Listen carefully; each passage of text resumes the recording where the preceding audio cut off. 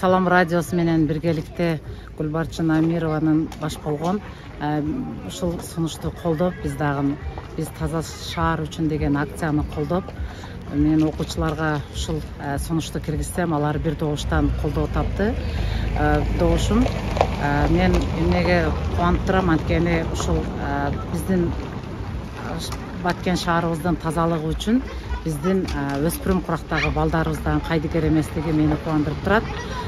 Бул биринчиден арийне каникулдун бул жайкы эс алуу, балдардын жайкы эс алуу мезгилине карабастан балдар ушул сунушту колдогону мени ушунча кубандырып турат азыр. Андыктан ушул учурдан пайдаланып айтып кетмекчимин.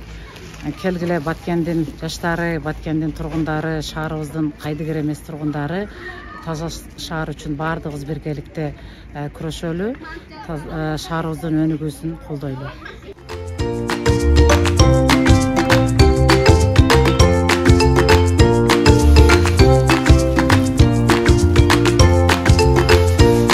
Саламатсыздарбы? Менин атым Сауле. Бүгүнкү күндө биз Владимир Ильич Ленин атындагы орто мектебинде окуучулар жана волонтер, ЮНИСЕФтин волонтерлору жана волонтерлор болуп тазаладык.